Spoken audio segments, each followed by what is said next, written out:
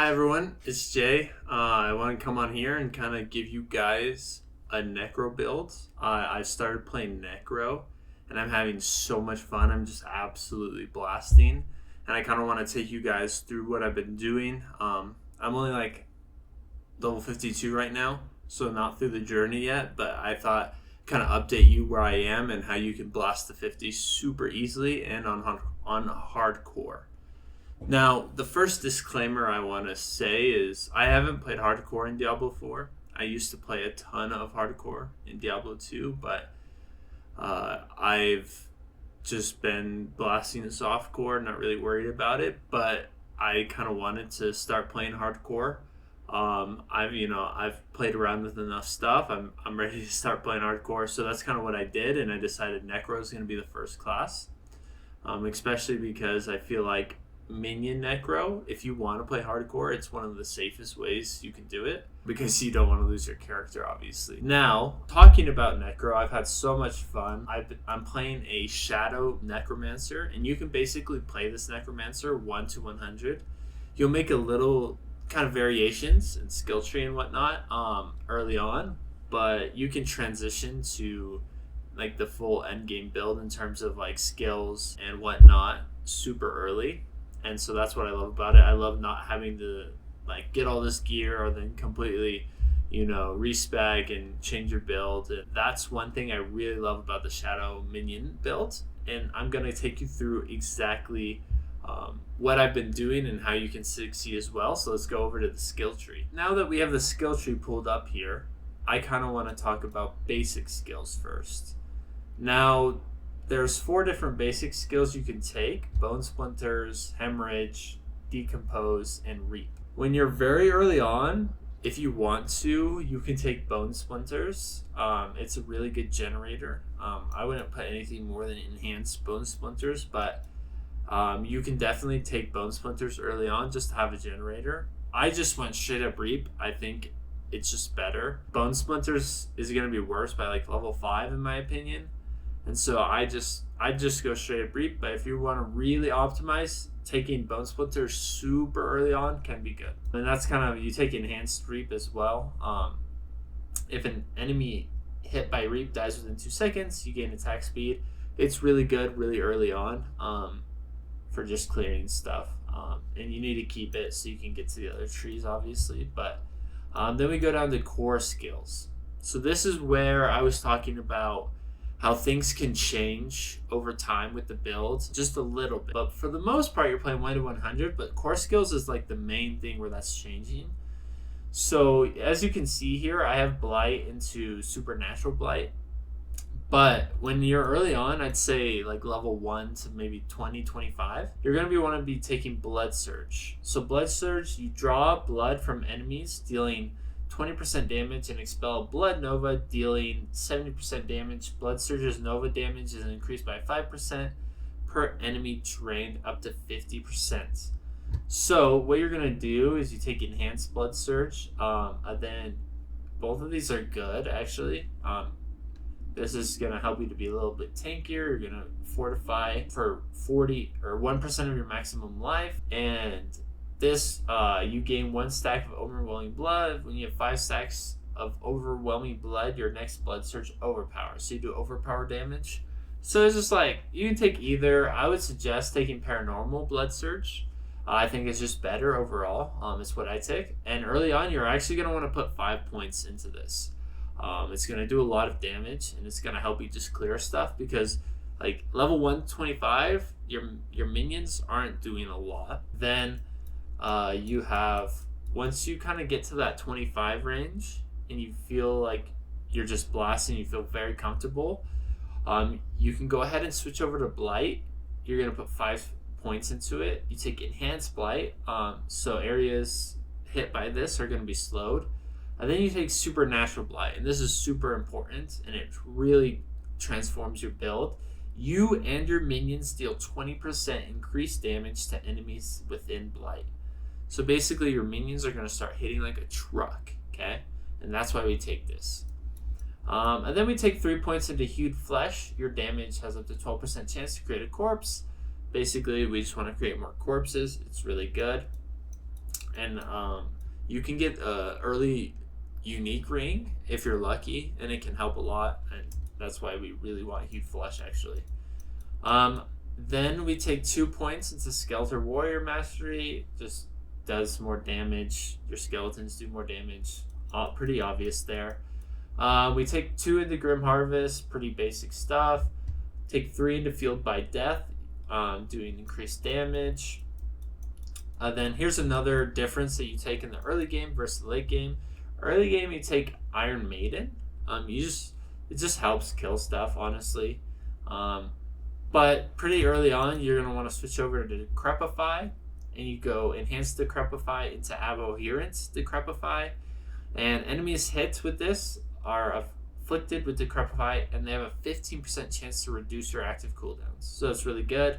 They're going to be slow and do less damage to you, especially if you're playing hardcore. This is good. You want to have the enemies do less damage so they're not one-shotting you.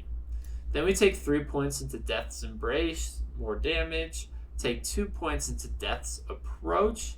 Early game, you take 3 into this, but you take 1 off later.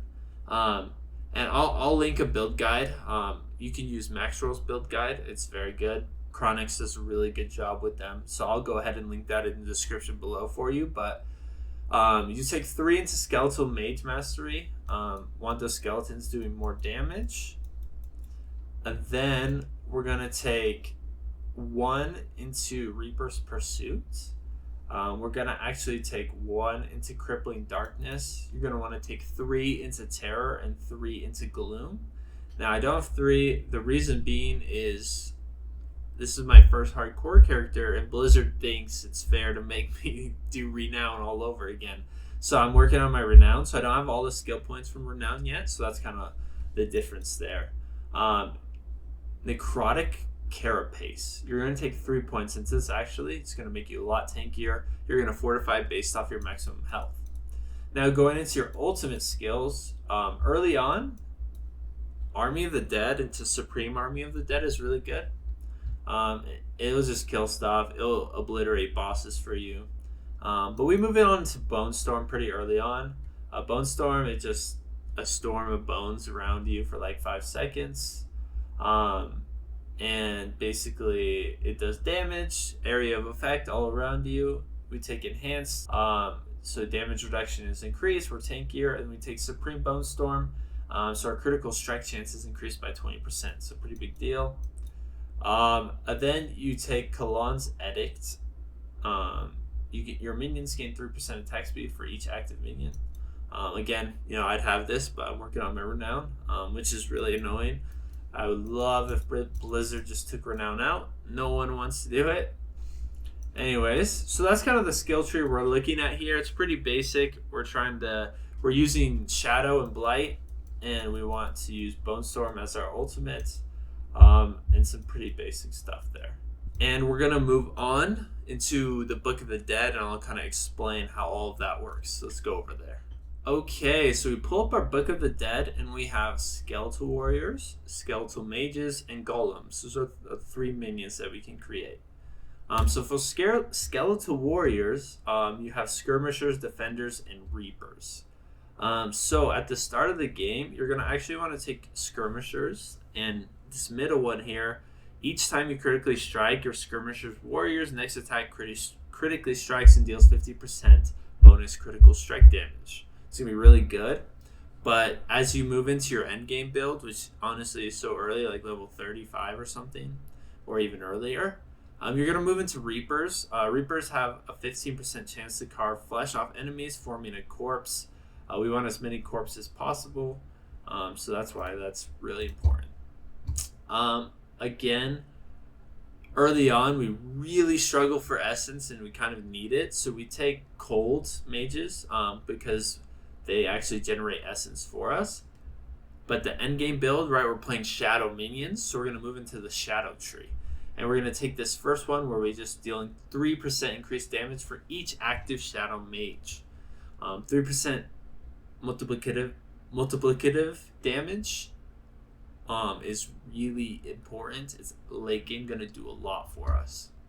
And then finally, Golems, the whole game, as soon as we hit, I believe it's 32, or maybe it's 28, we have access to this blood golem. And the blood golem heals itself with its active ability. You are healed 5% of your maximum life for each enemy trained. While your blood golem is healthy, gaining 25% damage reduction and 50% increased damage. So that's just overall the best golem that we can get. He also looks pretty awesome.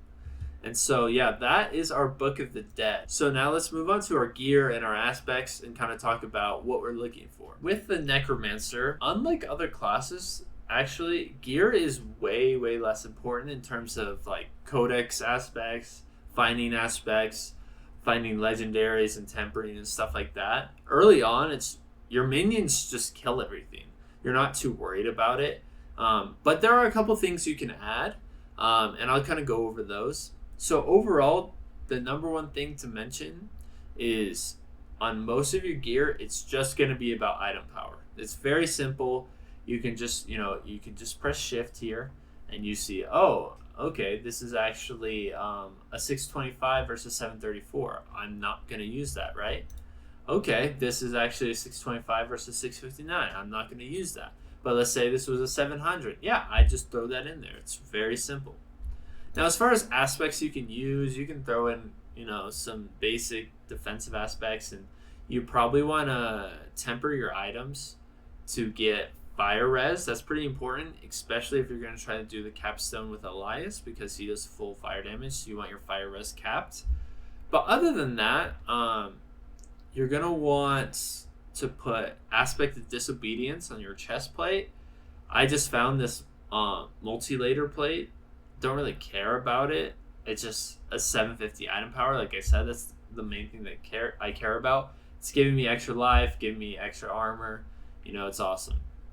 So I just threw that in there. So instead of putting my disobedience here, which is ideal, I just threw it on my pants. Doesn't really matter. Again, I'm not using this moonrise aspect. It's just the best two-handed item I found. You also want to hold the two-handed instead of two one-handeds. It's just going to be better. It's going to be simpler. You can blast faster. Promise me, just use it the best two-handed item that you find. Then we have the Necklace of Reanimation.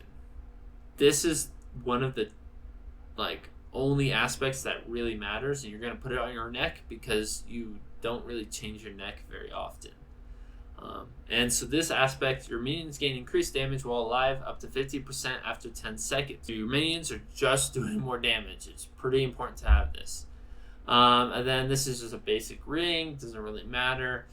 I did find this unique ring, which automatically activates the following equipped skills on corpses. Raise skeletons, so I don't have to raise skeletons. Corpse explosion, corpse tendrils. This is just like a quality of life ring. I'm definitely not going to use this later on, but for right now, it helps me blast faster. It makes things easier. So I'm using it. Sometimes we just use what we have. If you don't find this ring, I promise you, it does not matter. So don't worry about that. And so, yeah, that's kind of all the gear we're looking for. Like I said, if you're trying to fight Elias at 55, I would suggest kind of more like 60 if you're playing hardcore, unless you're a Giga Chad. You can look at 50 to 55 range, but I'm gonna probably do it around 58 to 60. But you want to make sure you have capped out fire res, and that's pretty much all that matters against Elias. And other than that, it shouldn't be too bad. Yeah, and this is pretty much everything you're looking for. The leveling build is so smooth. You're gonna keep on playing this and just keep upgrading it 1 to 100, and that's all that really matters. And it's a really safe hardcore build as well. And I'll drop just a basic World Tier 3 Nightmare dungeon that I've done on this Necromancer, and you can just see how simple and easy it is. It's basically hands-free. It's awesome. Minions are great this season. If you did enjoy this video, go ahead, drop a like down below, subscribe, hit the notification bell, and I'll catch y'all cool kids in the next one.